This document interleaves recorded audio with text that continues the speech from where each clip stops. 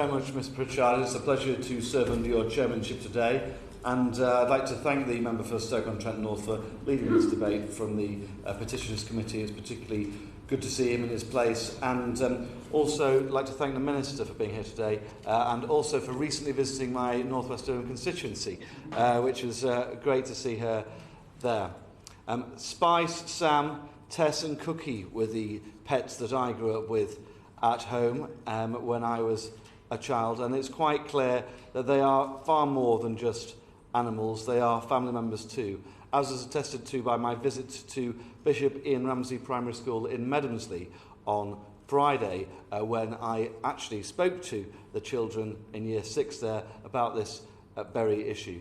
I won't regurgitate too much of the speeches of the members for Strangford, Chingford and Wood Green, Bosworth, Wolverhampton North East and for Bury North, who've all really hammered home the key points that want to be made. But I would like to pay tribute to the Far Place Animal Rescue Centre in my constituency, who do so much good work.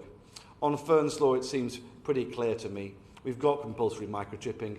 Compulsory scanning is the obvious next step, because without it, you've not got compulsory checking, and therefore you've got a weak system. And without that, how can we possibly move towards the compulsory microchipping of cats? It's an absolute no-brainer, as the Honourable Member for Stoke-on-Trent North said, and it should be clearly made obligatory as quickly as possible.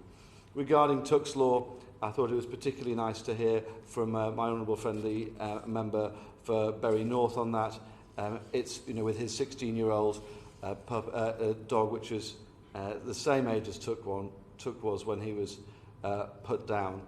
It seems to be absolutely sensible to me to have a proper compulsory scan before destruction, and while the strengthened guidance is welcome, I'd like the government to have a proper look at what else can be done in that space. As many members have mentioned, it's quite clear that lockdown has made this issue even more important, with the cost of dogs being driven through the roof over the last few months.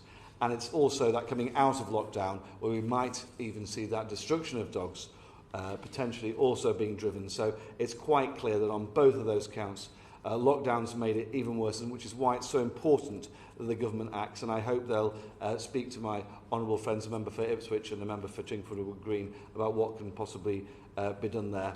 It's also clear that the 16 different databases at the moment is quite clearly not fit for purpose. If we're doing it for cars, we should do it for people's animals, which mean a lot more to them than so many other things in our lives.